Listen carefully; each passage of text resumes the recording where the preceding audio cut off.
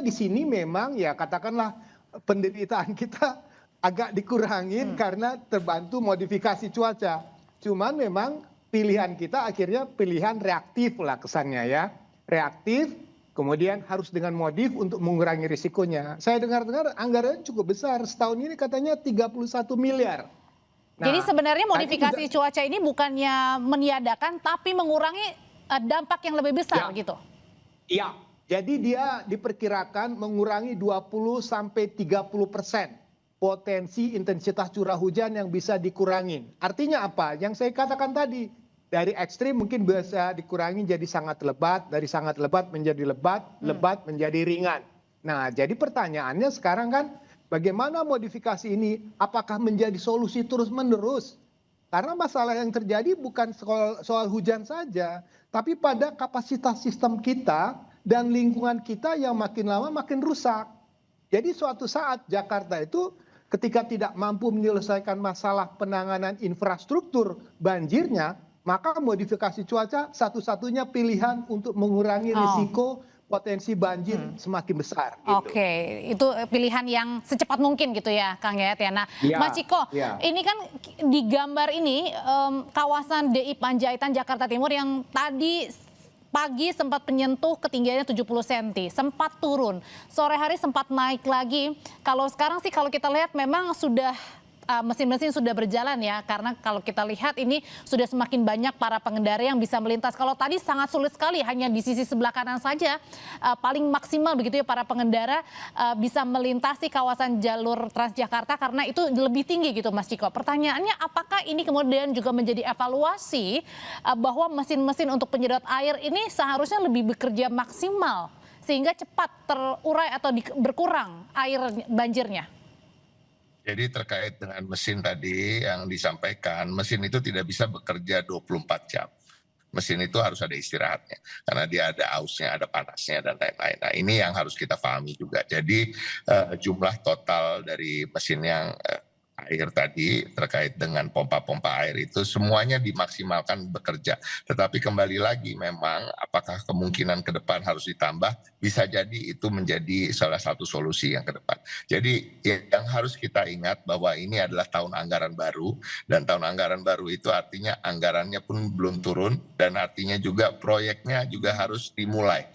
Dan ini masih bulan Januari, dan harapan kita secepatnya setelah dalam waktu dekat ini semua akan kita lakukan, dan ini menjadi evaluasi tentunya apakah akan ada penambahan pompa air. Kalau terkait dengan memaksimalkan kerja, justru kerjanya sudah maksimal. Tapi tadi bahwa suatu mesin itu tidak bisa bekerja 24 jam dalam sehari, dia harus diistirahatkan, dan artinya tadi terkait dengan sudah berhasil menyurutkan dan kemudian ada lagi dan lain-lain, itu tentu terkait dengan kinerja mesin itu sendiri. Tapi apakah ke depan akan kemungkinan ditambah? Bisa jadi, karena ini menjadi evaluasi kita. Tetapi percayalah bahwa Pemprov DKI Jakarta sedang melakukan segala daya upaya yang mampu kami lakukan, dan instruksi Bapak Gubernur juga sudah mensiagakan seluruh dinas, bukan hanya dinas sumber daya air, bahkan dari dinas perumahan, dinas-dinas perhubungan tentunya untuk mengatur arus lalu lintas, Satpol PP yang hari ini mengerahkan kendaraan-kendaraan truknya untuk kemudian mengangkut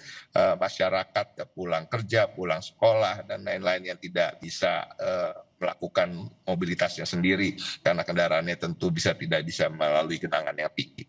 Dan ini terus akan kita lakukan sambil berharap tentunya cuaca ekstrim ini bisa kembali bersahabat pada kita, dan di luar itu juga kembali lagi memang modifikasi cuaca terus akan kita lakukan. Tadi Kak Ia telah menjelaskan bahwa menurun intensitas sampai 20-30%, artinya bayangkan hari ini tanpa modifikasi cuaca sama sekali, dampaknya akan lebih berat lagi. Tapi memang solusi jangka pendek ini nggak cukup. Ada solusi jangka menengah, jangka panjang. Artinya pengerukan harus lebih masif lagi, dan akan lebih masif kita lakukan. Dan masih banyak lagi seperti normalisasi dan giant sea wall yang akan dimulai proyeknya pada bulan September 2026 ini. Dan mudah-mudahan ini bisa terlaksana, dan ke depan Jakarta bisa bebas atau bisa minimal dalam mengalami dampak hujan deras. Tapi kalau misalnya terus-menerus terjadi hujan di kawasan atau di wilayah Jakarta dan sekitarnya, pertanyaan selanjutnya kalau tadi Kang Yayat juga bilang daya tampungnya sudah maksimal banget nih. Kalau gitu pertanyaan selanjutnya, apakah warga Jakarta mau tidak mau ya harus menerima kalau misalnya banjir terjadi di hampir seluruh wilayah Jakarta akibat hujan terus-menerus terjadi? Usai jadi Bapak-bapak tetap bersama kami di Sapa Indonesia Malam.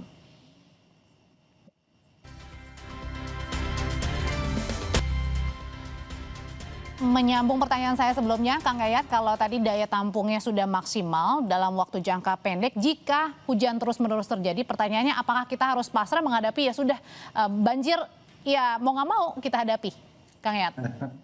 Ya, pertama begini, kalau ada anekdot mengatakan living harmony with water, berdamailah dengan air. Tapi kan tidak seperti itu. Kelihatannya Pemprov itu kemarin sudah mulai mensosialisasikan bagaimana menghadapi kondisi kedaruratan.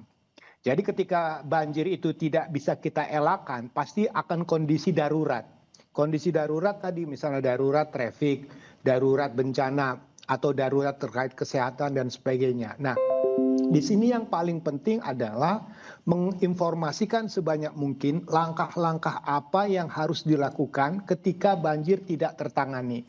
Salah satu opsi yang dipilih oleh Pak Gubernur adalah work from anywhere, work from home, ya kan? Jika kondisi banjir tidak mampu kita atasi. Jadi pilihan kita ketika bencana sudah kita tidak bisa atasi, artinya kita menghadapi kondisi darurat. Nah, pertanyaannya kondisi kedaruratan yang bagaimana yang harus disikapi. Seperti contoh, di luar Jakarta, misalnya di Pati, di Pekalongan, itu banjir bisa seminggu, bisa 2 minggu, panjang sekali. Nah, karena sistemnya berbeda kondisi yang ada di luar Jakarta dengan Jakarta. Jakarta punya lebih dari 1.000 pompa, artinya Jakarta punya kemampuan, infrastrukturnya sudah lebih bagus. Nah, yang paling menarik untuk Jakarta ini adalah bagaimana secepat-cepatnya, ya kalau dalam pengertian kita dulu, secepatnya air dibuang ke laut, udahlah nggak usah dipikirkan kolam retensi atau apa, air secepatnya kita buang ke laut. Tapi pertanyaannya kan, berapa lama genangan itu, berapa lama banjir itu terjadi, kondisi kedaruratan itulah yang harus disikapi sehingga masyarakat bisa menerima dan tahu bagaimana cara menghadapinya, begitu.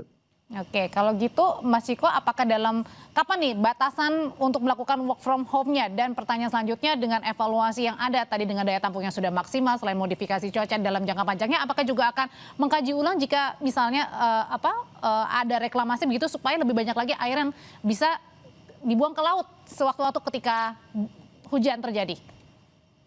Jadi pada prinsipnya gini, terkait dengan tadi disampaikan oleh Kang Yayat, saya juga ingin sedikit menyampaikan ya, apakah masyarakat Indonesia, Jakarta khususnya harus pasrah, tapi kan enggak, ini kan awal tahun anggaran, ada anggaran 2,8 triliun yang akan kita gunakan untuk pengendalian banjir ke depan, dan artinya kalau kita mau jujur, kalau kita mau dengan hati yang bersih gitu ya, bukan menyalahkan pihak-pihak sebelumnya, misalnya tadi disampaikan bahwa apa yang kita alami sekarang ini kan akibat dari pembangunan, akibat dari urbanisasi, dan terkait juga dengan reklamasi termasuk. Halo? Ya. Yes. Reklamasi termasuk mungkin? Ya belum tentu. Artinya itu tadi Kang ya, silakan menjawab. Tapi pada prinsip apa yang sedang kita tangani sekarang itu adalah hal-hal yang memang kita lakukan dengan daya upaya yang maksimal, dengan kapasitas dan kemampuan yang kita miliki sekarang. Tetapi kembali lagi, sejak pemerintahan Bapak Pramono Anung yang kemudian menganggarkan di tahun ini dengan nilai yang cukup tinggi terkait dengan pengendalian banjir, artinya kita ingin mengantisipasi, kita ingin mitigasi, kita ingin mengelola situasi yang kita hadapi, dan apalagi kita tahu ada pemanasan global, cuaca ekstrim yang berbeda dari tahun-tahun sebelumnya. Kalau kita mau jujur, misalnya tahun 2024 masih ada banjir yang merendam dengan ketinggian 2,5 meter. Alhamdulillah sampai sekarang dalam 2 tahun terakhir ini tidak terjadi. Dan itu artinya memang ada upaya-upaya yang kita lakukan. Dan pengerukan ke depannya akan dilakukan secara masif. Terkait dengan apa yang kita lakukan hari ini, terkait tadi bagaimana mengelolanya supaya masyarakat tidak begitu terdampak, kita akan Kadisnaker juga sudah mengeluarkan surat imbauan terkait dengan work from home. Sampai kapan? Ya kita lihat nanti. Apakah perlu diperpanjang? Apakah kita curah hujannya akan begitu tinggi sehingga memang kita harus melakukan itu terus? Dan ini kita lakukan Berarti evaluasi. artinya work from home ini sudah diterapkan, Mas Ciko? Singkat, Mas Ciko. Gimana? Work from home dan juga sekolah dari rumah, apakah sudah waktunya diterapkan artinya itu? Singkat saja, Mas Ciko. Yang pertama tentunya kebijaksanaan. Kita ambil kebijaksanaan dari tempat-tempat bekerja yang mengetahui situasi dan lingkungannya. Apabila memang terdampak dan memang akses sana tertutup, dan otomatis silahkan untuk mengeluarkan kebijakan tersebut. Begitu juga sekolah, dan saya juga melihat dan sudah memantau bahwa sekolah-sekolah swasta maupun sekolah negeri sudah menerapkan itu bagi di tempat-tempat yang memang terdampak. Dan kita lihat nanti, tadi Kang Yayat menyampaikan apakah betul nanti hujan terjadi dalam 2 hari berturut-turut, dan kemudian durasinya akan lama, dan tentunya Pemprov akan mengambil langkah-langkah ya di mana perlu untuk bagaimana mengantisipasi ini semua. Mas Ciko, terima kasih. Kang Yayat, terima kasih sudah berbagi pandangan Sama-sama. mengenai banjir yang terjadi di Jakarta. Selamat malam. Tetap bersama kami, masih akan kembali dengan informasi dari polisi memeriksa 3 tersangka pencemaran nama baik dan fitnah terhadap Presiden ke-7 RI Joko Widodo. Mereka berharap polisi menyidik kasus ini menggunakan aturan KUHP dan KUHAP baru.